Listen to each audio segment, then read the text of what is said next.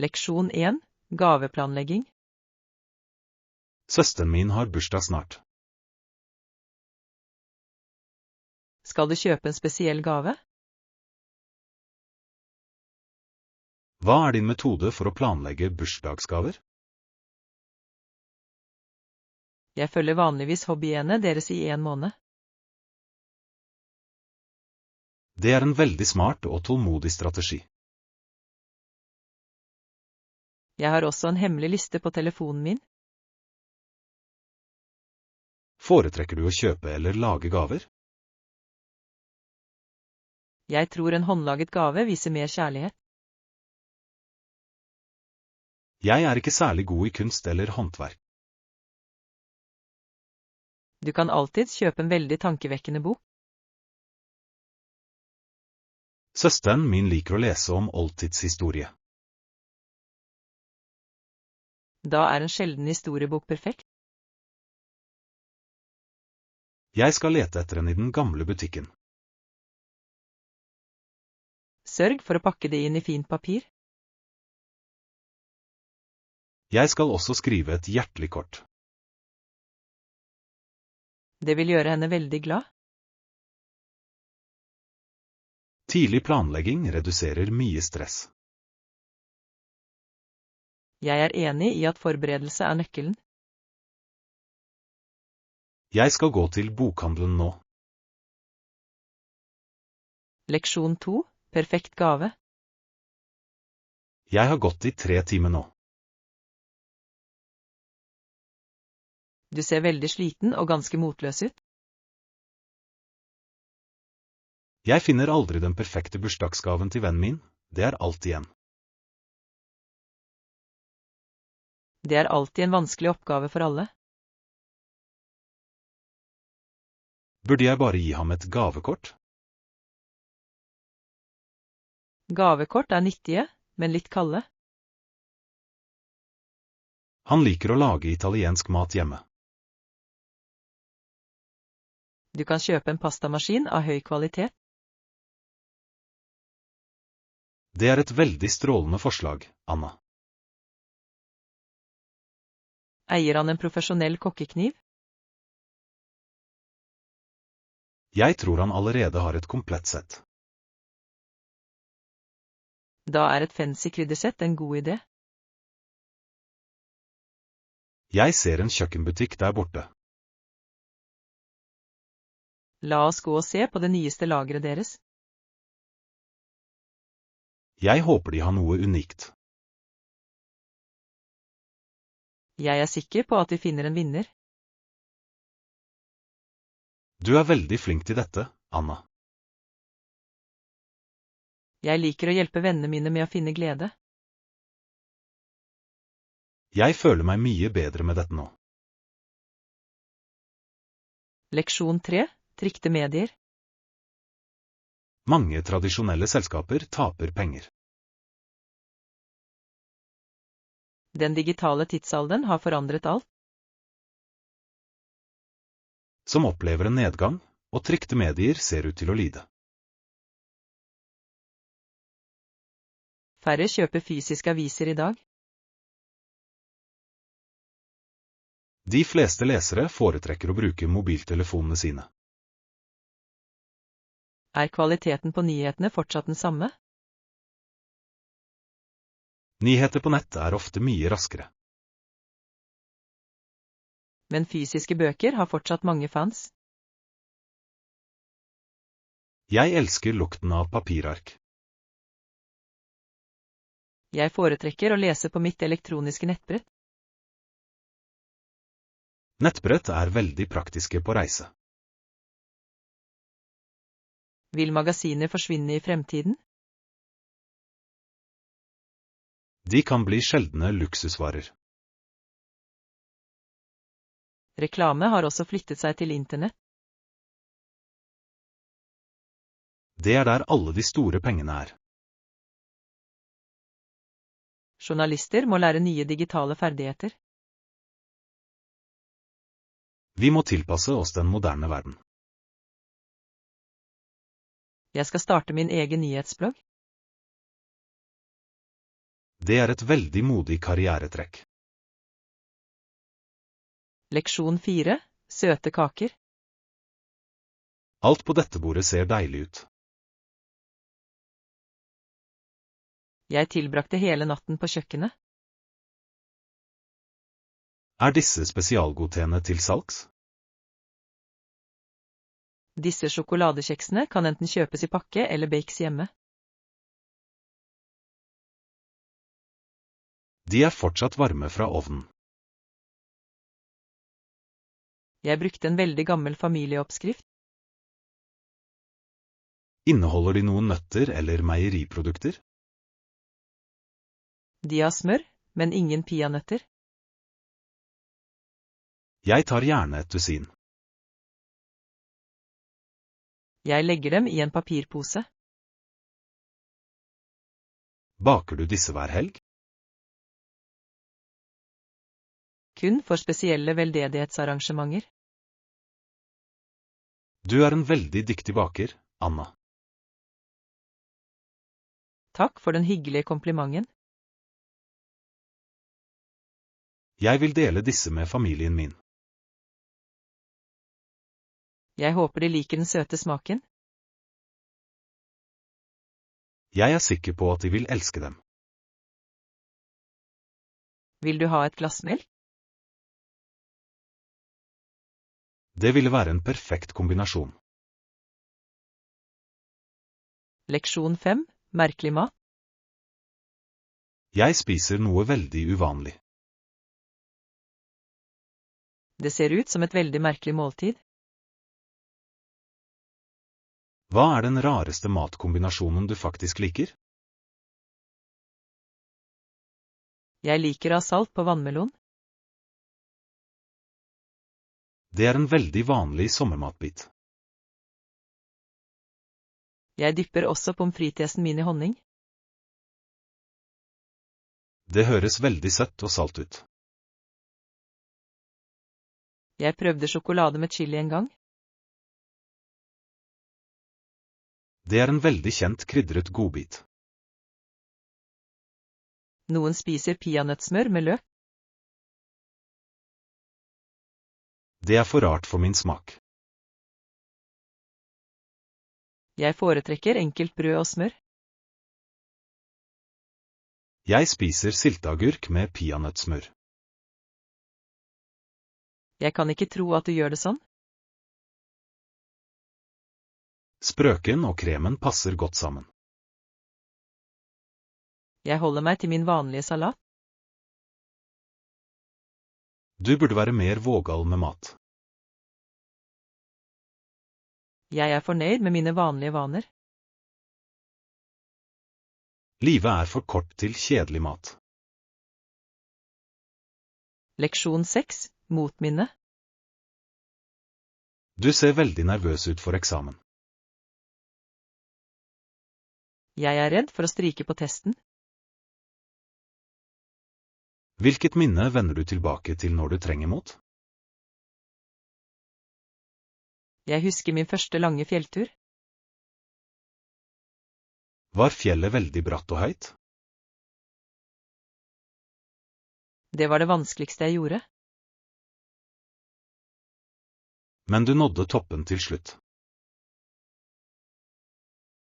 Jeg følte meg så sterk på toppen. Bruk den samme styrken til denne eksamen. Jeg skal prøve å holde meg veldig rolig. Du har studert i mange uker. Jeg kjenner stoffet ganske godt. Da har du ingenting å frykte. Jeg skal puste dypt før jeg begynner. Det er en veldig god teknikk. Takk for støtten din, John. Du er en veldig dyktig student. Jeg føler meg mye mer selvsikker nå. Jeg vil vente på dine gode nyheter. Leksjon 7. Bivirkninger. Vi må studere den kjemiske effekten. Denne medisinen har mange komplekse risikoer.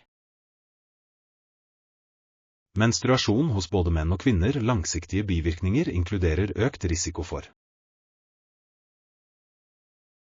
Det kan forårsake mange hjerteproblemer. Vi må advare de lokale legene.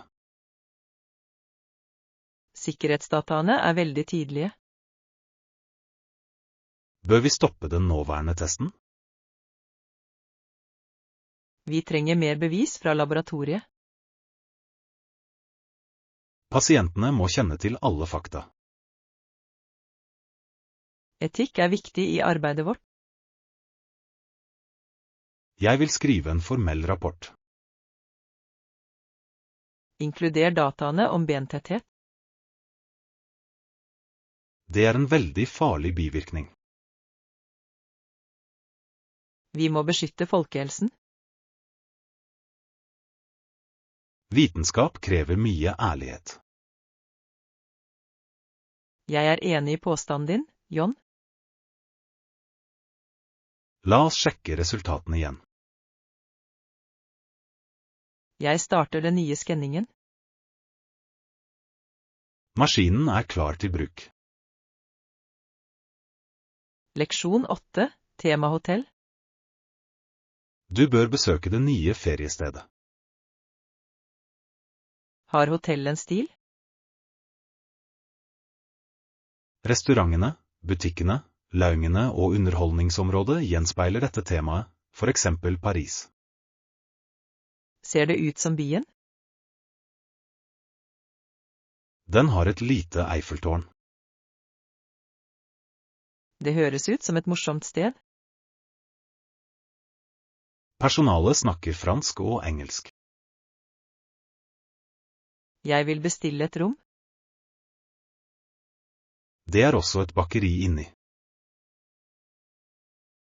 Jeg elsker ferske franske brødruller. Bassenget er formet som en elv. Kan jeg ta med den lille hunden min? Kjæledyr er velkomne på enkelte rom. Er det et show hver kveld? De har et veldig berømt sirkus. Jeg pakker koffertene mine i kveld. Hotellet ligger i nærheten av flyplassen. Jeg tar en taxi dit. Du kommer til å ha det fantastisk. Leksjon 9, global historie. Taler kan forandre hele verden. Jeg studerer amerikansk politisk historie. Landet støttet deg i Bill Clintons andre innsettelsestale. Han snakket om et nytt århundre. Han ønsket enhet for alle mennesker. Var talen veldig lang da? Den var kort, men veldig kraftfull. Jeg liker visjonen hans for fred. Fred krever arbeid fra alle nasjoner. Følte folket seg veldig håpefulle? Folkemengden var virkelig stor. Historie skapes av store ord. Og også ved svært modige handlinger.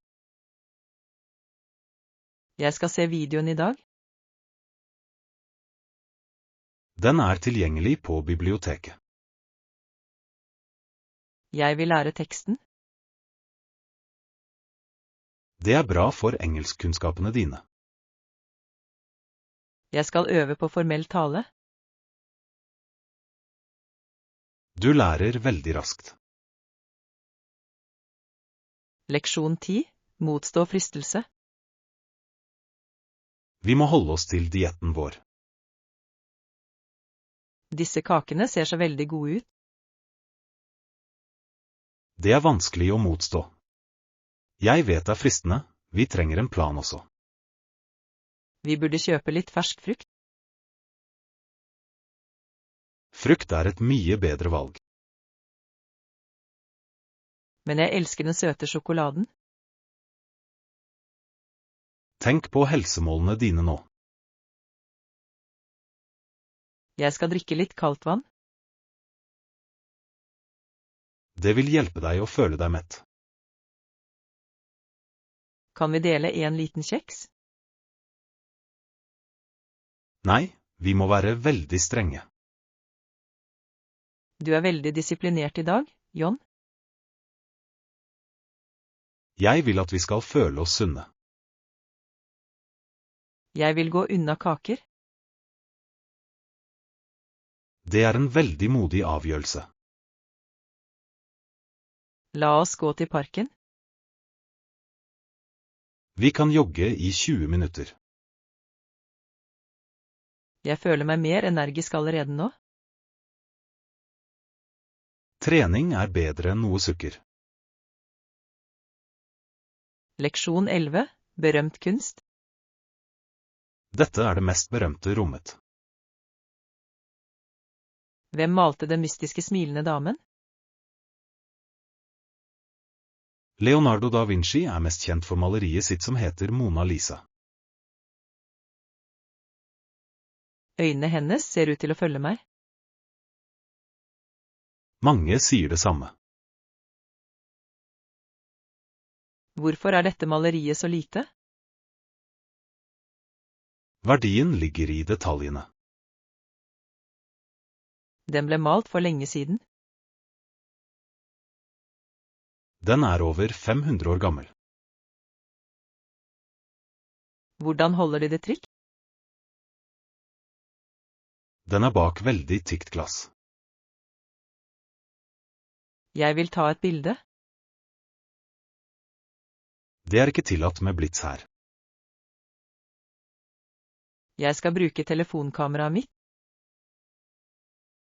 Vær respektfull overfor de andre gjestene. Kunstneren var et sant geni. Han var også en stor vitenskapsmann. Jeg vil se skissene hans. De er i det neste galleriet. Leksjon 12. Daglig mindfulness. Luften er veldig stille i dag. Jeg liker å jobbe med jorda. Det fremmer definitivt mindfulness og tilfredshet i hverdagen vår. Jeg føler meg veldig rolig når jeg planter. Naturen lærer oss å være tålmodige. Hver blomst vokser i sitt eget tempo. Vi bør også sette ned tempoet i livene våre. Jeg stopper for å puste inn luften. Mediterer du om morgenen? Jeg ser solen stå opp daglig. Det er en veldig vakker vane. Det hjelper meg å starte dagen. Fred kommer innenfra hjertet. Jeg er fornøyd med hagen min. Det er et veldig fargerikt sted. Jeg skal plante litt lavendel snart. Duften er virkelig avslappende. Har du lyst på litt urtete? Jeg vil gjerne ha en varm kopp. Leksjon 13. Handleliste. Vi drar til fjells. Vi har nesten ikke mat igjen. La oss lage en liste over tingene vi må kjøpe før vi drar. Vi trenger brød og litt ost. Ikke glem flaskevannet. Jeg skal også kjøpe noen nøtter. Vi trenger mye energi. Bør vi ta med litt fersk frukt? Epler holder seg ferske i en uke. Jeg vil legge dem til i listen. Har vi et førstehjelpsskrin? Jeg sjekket i morges, John? Vi trenger batterier til lysene. Jeg kjøper den store pakken. Hvor mye penger bør vi ta med? Kontanter er bedre i skogen. Jeg skal gå til banken. Jeg skal gå til butikken. Møt meg tilbake her om en time. Leksjon 14. Reiseforholdsregler. Alone-reiser kan være en utfordring. Jeg vil se hele verden. Sørg for å undersøke reisemålene og ta forholdsregler. Kloke valg. Hvor lenge planlegger du å reise? Jeg skal reise i 3 måneder. Du må ha en solid plan. Jeg skal bo på lokale vandrehjem. Oppbevar alltid passet ditt veldig trygt. Jeg har et hemmelig pengebelte. Fortell familien din hvor du er. Jeg ringer dem hver søndag. Har du alle sprøytene dine? Jeg var hos legen forrige uke. Det er en veldig smart start. Jeg er litt redd. Frykt holder deg veldig våken, Anna. Jeg vil møte nye venner. Vær forsiktig med hvem du stoler på. Jeg vil følge min indre magefølelse. Jeg ønsker deg en trygg reise. Leksjon 15. Internetthistorie. Denne datamaskinen er en veldig gammel modell. Hvordan brukte folk internett? Brevveven i de tidlige dager var alle nettsider kun tekst, og på 1990-tallet ble det det. Det ble mye mer visuelt da. Bildene tok lang tid å laste. Var internett veldig tregt, John? Den brukte hjemmetelefonlinjen. Du kunne ikke bruke begge deler samtidig. Det er riktig og veldig irriterende. Nå har vi høyhastighetsfiber. Alt er raskt og veldig enkelt. Jeg kan se filmer på telefonen min. Det var umulig for 30 år siden. Teknologi endrer seg i et veldig raskt tempo. Vi er alltid koblet til alle. Jeg liker den gamle stilen likevel. Det var en veldig rolig tid. Jeg vil lære mer historie. Jeg skal vise deg litt kode. Leksjon 16. Daglige treningsøkter. Du ser veldig sunn og frisk ut. Jeg trener hver morgen klokken 6. Hva slags treningsøkter gjør du? Jeg gjør en blanding av kondisjonstrening og styrketrening. Jeg løper 5 kilometer hver dag. Bruker du de tunge vektene? Jeg løfter vekter 2 ganger i uken. Det er bra for beinene dine. Jeg praktiserer også noen yogastillinger. Fleksibilitet er veldig viktig for livet. Jeg føler meg mye sterkere enn før. Har du en personlig coach? Jeg ser på videoer på internett. Du er en veldig disiplinert person. Jeg ønsker å leve et langt liv. Kosthold er også en viktig faktor. Jeg spiser mye grønt og fisk. Jeg blir med deg på en løpetur. La oss møtes ved porten. Jeg tar med meg vannflasken min. Leksjon 17. Å hjelpe mennesker. Hva vil du studere? Jeg ønsker å studere menneskelig psykologi. Atferd og ønske om å hjelpe folk som er beundringsverdig, har du forsket på noen? Jeg vil jobbe med barn. De trenger mye støtte. Jeg kan lytte til historiene deres. Lytting er en svært sjelden ferdighet. Jeg vil gjøre dem lykkelige. Du vil trenge mye tålmodighet. Jeg er klar til å jobbe hardt. Har du vært frivillig på sykehuset? Jeg drar dit hver eneste fredag. Det er veldig bra for erfaringen. Jeg møter mange forskjellige mennesker der. Det vil gjøre deg til en bedre lege. Jeg ønsker å forstå smerten deres. Empati er det viktigste verktøyet. Jeg skal lese alle bøkene. Teori er bra, men praksis er viktig. Leksjon 18. Styrketrening. Velkommen til vårt nye moderne treningsstudio. Jeg vil bygge litt muskler. Hva med styrketrening? Hva liker du? Jeg liker å løfte vekter og trene kropp.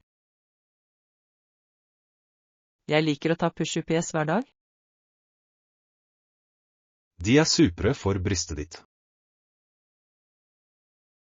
Kan jeg bruke de tunge stengene? Vi starter med de lette. Jeg vil være veldig sterk. Du må spise nok sunt protein. Jeg drikker en shake etter trening. Det hjelper musklene å vokse. Blir jeg for stor, John? Nei, du vil bare se tonet ut. Jeg ønsker å forbedre holdningen min. Løfting hjelper deg å stå veldig rett. Jeg er klar til å starte nå. Følg meg til vektområdet. Jeg skal gjøre mitt aller beste. Hold ryggen din veldig rett alltid. Leksjon 19. Europeisk makt. Nyhetene fra Europa er komplekse. Er maktbalansen i ferd med å endre seg nå? På nivå med en europeisk superstat som utøver en ny dominans fra Brussel. Er alle land enige i dette? Noen ønsker å beholde makten sin. Det fører til mange lange debatter. Enhet er vanskelig å oppnå, Anna. Men de deler et felles marked. Det er kilden til styrke. Vil valutaen holde seg veldig sterk? Økonomien er stabil foreløpig. Jeg vil besøke parlamentet. Det er en veldig stor bygning. Jeg vil se historien skje. Du bør studere internasjonal rett først. Jeg skal snart ta et kurs. Den vil forklare de komplekse reglene. Politikk er et veldig rotete spill. Men det former hele vår verden. Leksjon 20. Global økonomi. Har du lest de siste økonomiske rapportene fra i morges? Jeg har sett de svært bekymringsfulle dataene om internasjonal handel. Ja, den globale resesjonen har rammet mange bedrifter og enkeltpersoner. Mange store selskaper reduserer bemanningen for å spare penger. Det er en svært vanskelig tid for de lokale arbeiderne. Vi må finne nye måter å stimulere vår nasjonale vekst på. Tror du rentene vil fortsette å stige?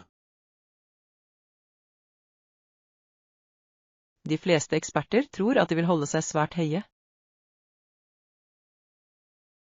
Dette gjør det vanskeligere for unge mennesker å kjøpe bolig.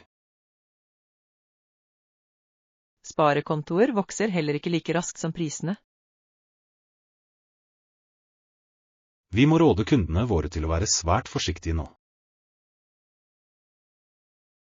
Å diversifisere investeringene sine er en veldig klok strategi i dag. Bør vi se nærmere på de nye digitale valutamarkedene? De er fortsatt svært volatile og medfører mange høye risikoer. Jeg foretrekker å stole på de eldre, mer stabile aktivaene. Stabilitet er en stor trøst i en så usikker tid. La oss forberede en presentasjon for styremedlemmene. Jeg skal samle inn statistikken om produksjonssektoren. Jeg vil fokusere på forbrukstrender for juli. Leksjon 21. Tillitsinstinkter. Du trenger en ny dress til det store møtet ditt. Jeg ønsker å finne noe som ser veldig profesjonelt ut. Vi bør se etter nøytrale farger som marineblå eller grå. Jeg skal sjekke butikken i hovedgaten først. Husk å velge komfortable sko og fine profesjonelle klær, ellers stol på magefølelsen din hvis du ikke gjør det. Hvis jeg ikke føler meg trygg, kjøper jeg den ikke. Det er en veldig smart regel for ethvert større kjøp. Synes du jeg burde bruke et knallrødt slips? Et rødt slips kan vise mye sterk kraft. Jeg ønsker å fremstå som vennlig, men også veldig kompetent. Da er kanskje en myk blåfarge et bedre valg. Jeg skal prøve flere forskjellige alternativer i speilet. Ikke la selgeren presse deg til å ta et valg. Jeg vil lytte til min indre stemme før jeg betaler. Du har en veldig god sans for personlig stil, Anna. Takk for at du ble med meg for å gi meg råd. Det er en glede for meg å hjelpe en god venn med å lykkes.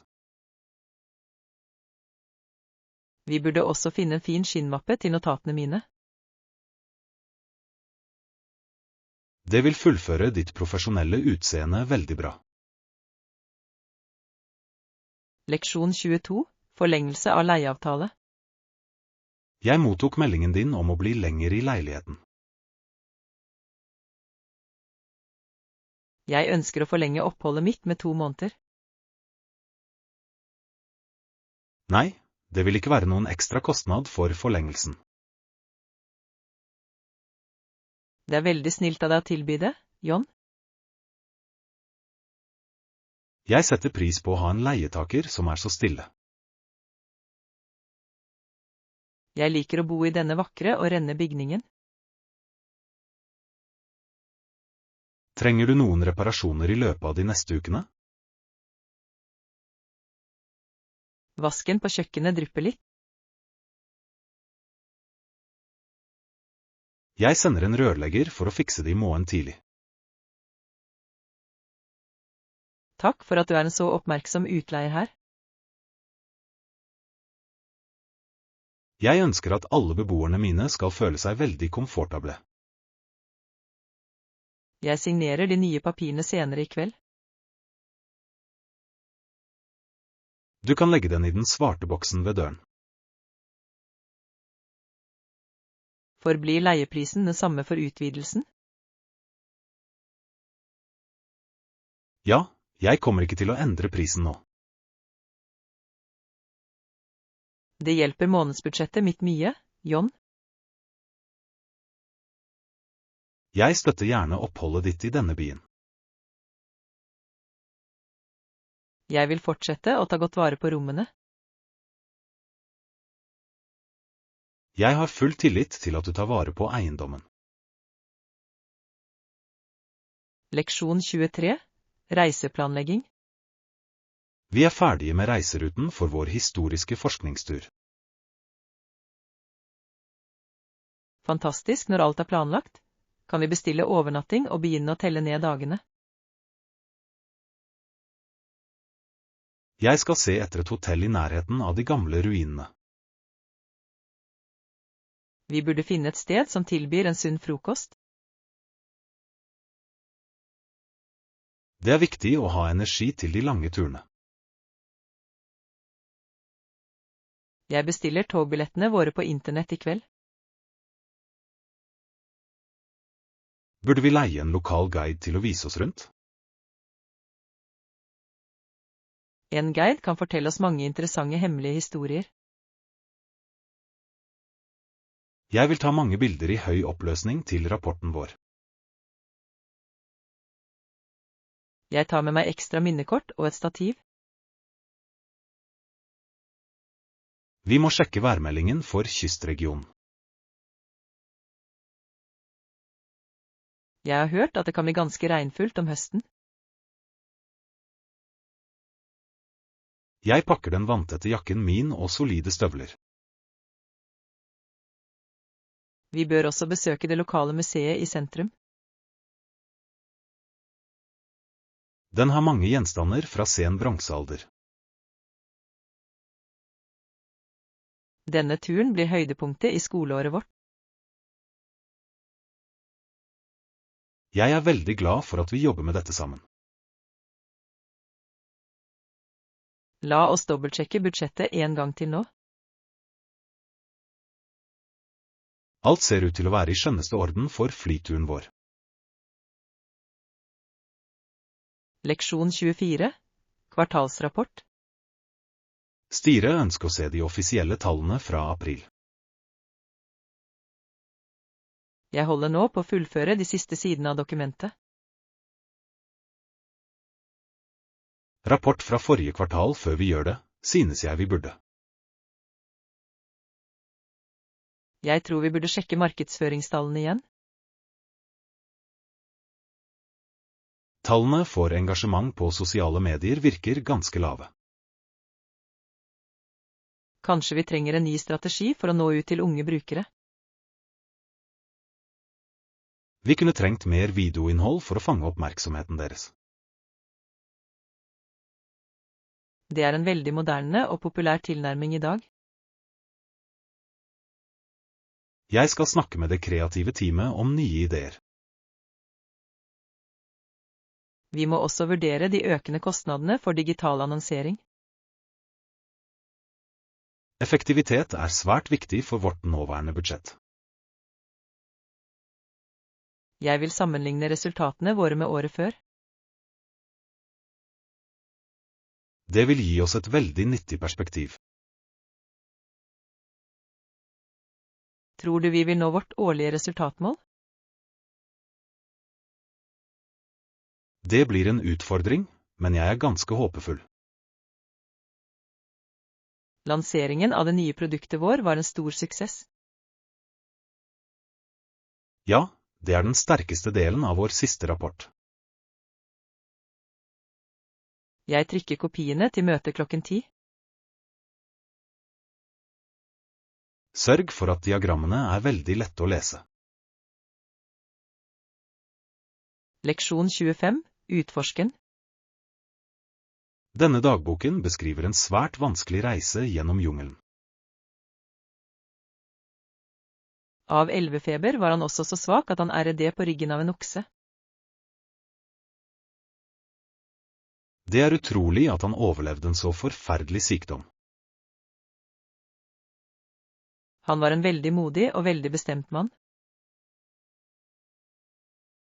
De lokale stammene hjalp ham med å finne medisinplantene. Uten deres hjelp ville han garantert ha dødd der. Vi må vise frem denne journalen i hovedsalen. Den forteller en historie om stor menneskelig styrke og håp.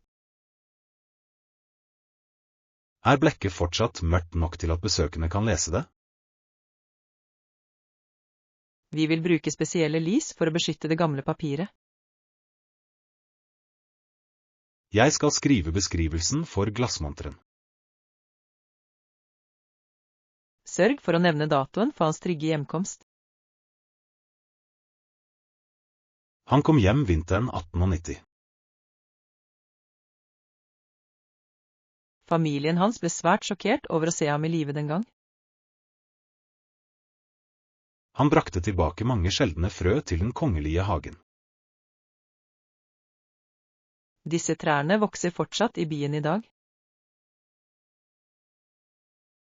Det er et levende minne om hans store eventyr. Vi åpner utstillingen fredag kveld. Jeg vil invitere de lokale historiestudentene til å delta. Leksjon 26, Kulturvenn. Jeg vil reise til Asia for å studere mediene deres. Lær om kulturen deres. Jeg har en venn fra Japan som heter Nori. Bor han i Tokyo nå? Ja, han bor i en veldig liten, moderne leilighet. Jeg vil gjerne spørre ham om japanske nyheter. Han er veldig vennlig og snakker godt engelsk. Jeg vil lære noen grunnleggende japanske phraser først. Du burde lære deg å si hei og takk. Er det vanskelig å lære seg skrivesystemet der? Det krever mange år med veldig hardt studium, John. Jeg er også veldig interessert i deres tradisjonelle mat.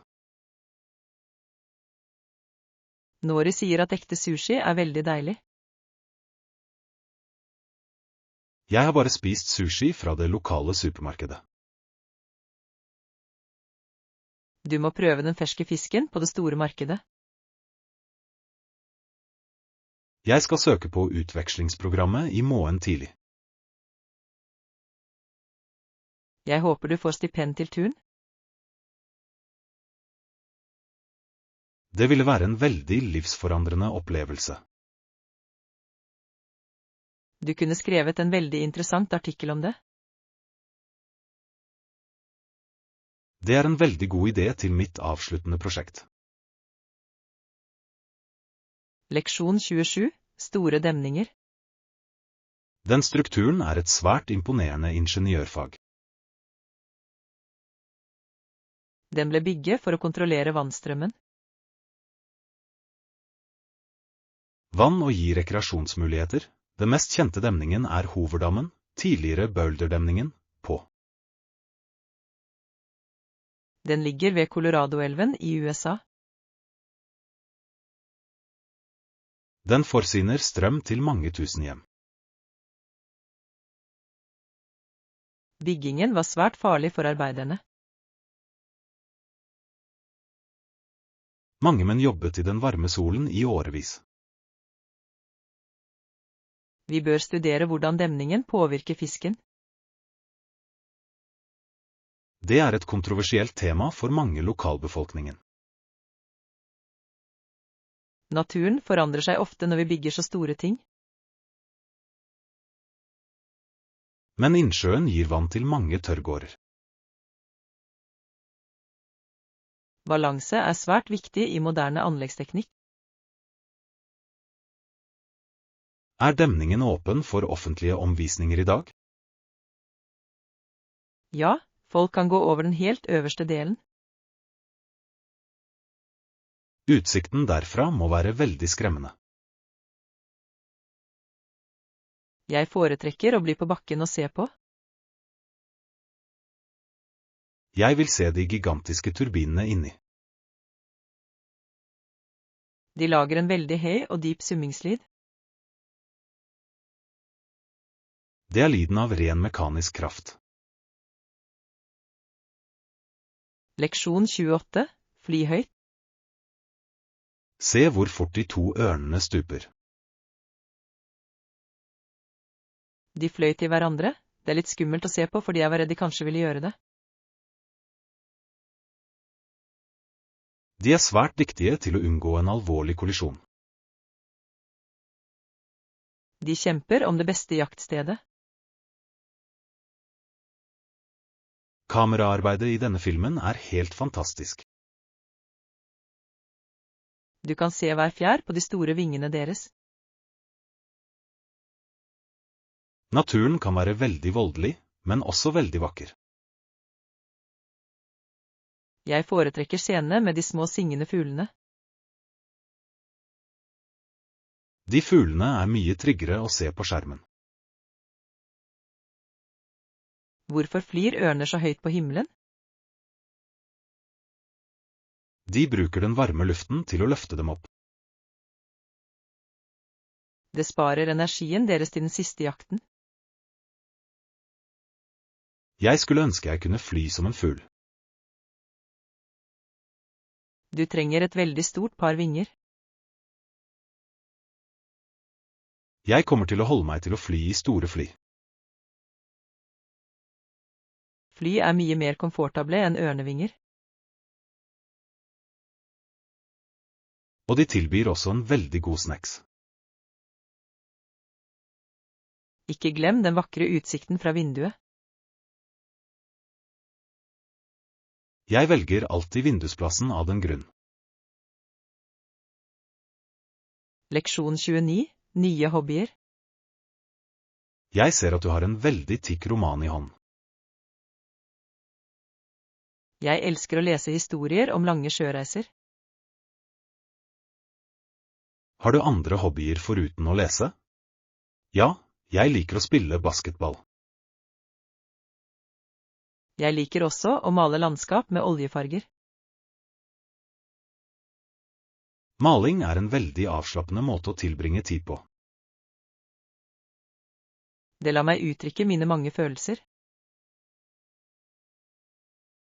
Hvor ofte spiller du basketball med venner? Vi spiller hver lørdag morgen i parken. Jeg er ikke så flink i sport med baller. Det er bare for moro skyld og for god helse. Jeg foretrekker å gå lange turer i naturen. Det er en veldig fin hobby å ha, John. Jeg tar ofte med kameraet mitt for å ta mange bilder. Du burde vise meg de beste bildene dine en gang. Jeg har dem på telefonen min akkurat nå. Dette bildet av skogen er veldig vakkert. Takk for dine hyggelige ord, Anna. Vi burde starte bokklubbmøte nå. Jeg er klar til å diskutere de 3 første kapitlene. Leksjon 30. Middagsgjester. Vi har nok mat til 4 personer på fredag. Ja da, vi kan invitere Sara og Mark, så flott, jeg ringer dem med en gang. Jeg håper de ikke har det travelt i helgen.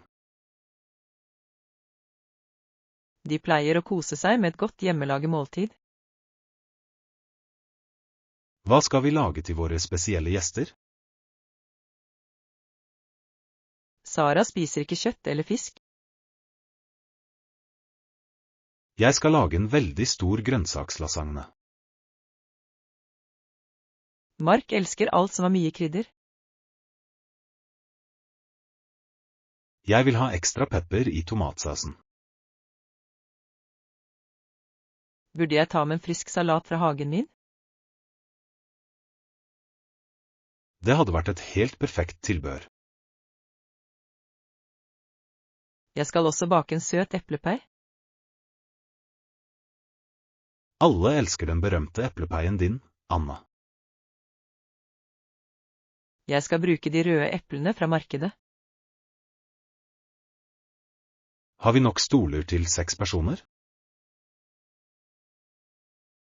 Vi kan låne 2 stoler av naboen. Jeg skal spørre ham senere i ettermiddag. Jeg gleder meg til å se våre gamle venner.